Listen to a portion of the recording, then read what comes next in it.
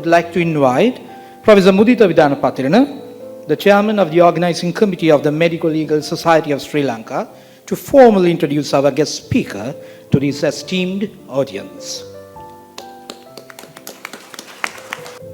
I am grateful and honored to be invited, and I'm delighted to introduce our esteemed, our guest speaker, Mr. Sarath Jayamanna, President's Council. And I must extend my sincere gratitude at the outset for giving me this great opportunity for the Council of Medical Legal Society of Sri Lanka. Very good evening. Mr. Sarath Jayamanna, President's Council, is a former senior Additional Solicitor General of Attorney General's Department. Not only that, he was a versatile and a respected senior prosecutor of Attorney General's Department. Most important thing, my dear friends, is he was instrumental in introducing DNA as well as telephone tower evidence in criminal cases in Sri Lanka. Currently, he is an active member in the private bar. Mr. Sarath Jayamanna, President's Council, initiated his career by obtaining his first degree, Bachelor of Applied Sciences, from the University of Sri Jayawardenepura in 1983.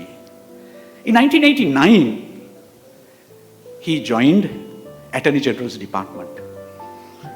My dear friends, in 1995, Mr. Jayamanna obtained Diploma in Forensic Medicine and Science from the University of Colombo as one of members of the first batch.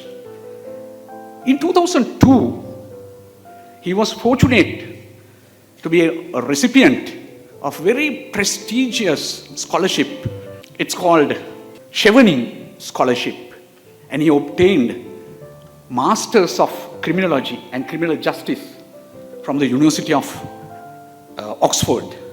In 2005, he was very, very fortunate to be a recipient of another very important scholarship called Fulbright Scholarship. And he had the opportunity to follow Hubert H. Humphrey Fellowship Program in Minnesota, USA. My dear friends, this senior prosecutor, while in the Attorney General's Department, he prosecuted huge landmark cases, many landmark cases in the criminal trial history of Sri Lanka. I'll give you a few examples. For example, in 1995, the Tony Martin murder case. In 1997, Kobegane Beauty Queen murder case. And in year 2000, he was instrumental in the Hokandara murder case, where he introduced very important piece of evidence to the crime trial system in Sri Lanka, that is DNA evidence.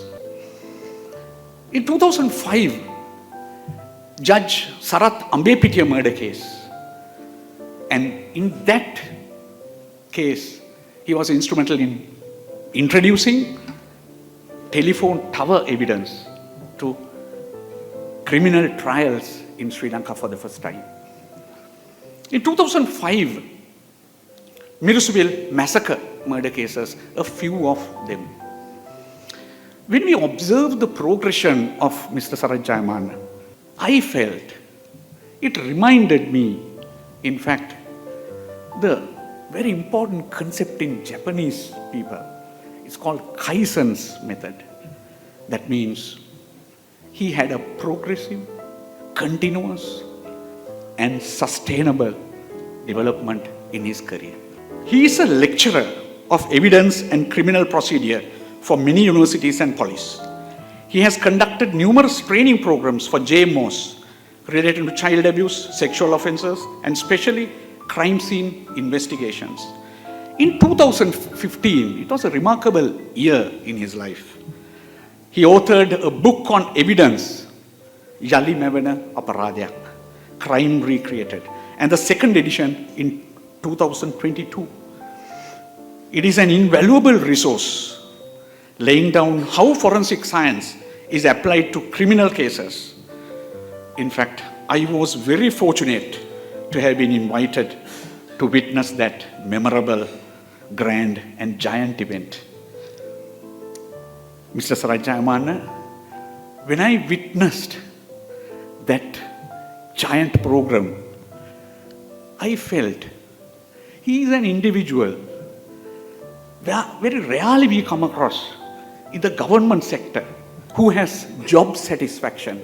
For example, in 1976, Hackman and Oldham introduced very important 5 features to identify job satisfaction of a person.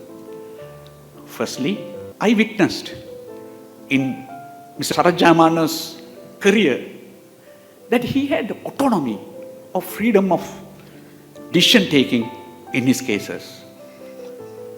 He always thought of benefits and beneficiaries to others. Thirdly, the skills in him as well as in the system were used. For example, DNA and telephone evidence, fingerprints, all that. And ownership of those cases were taken over by Mr. Sarath Jayamanna. Finally, the 5th feature is the feedback-based reflection had been used throughout his career. Therefore, I decided at that point, he is one individual. We rarely come across such individuals in the government sector, an individual with job satisfaction. Mr. Sarath Jayamanna, during his tenure as the Director General of Commission to investigate allegations of bribery or corruption, he played a pivotal role in introducing Sri Lanka's first ever National Action Plan for combating bribery and corruption. He was the chairperson of the committee appointed by the Minister of Justice to draft the new Anti-Corruption Act, which came into operation last month. And today, we will commence the Medical Legal Society Lecture Series 2023 with the inaugural lecture, which will be delivered by Mr. Sarath Jayamanna, President's Counsel, on a timely topic, the new Anti-Corruption Act, a fresh start. So I warmly welcome Mr. Sarath Jayamanna, President's Counsel, our esteemed speaker for today, to address this august audience. Thank you very much.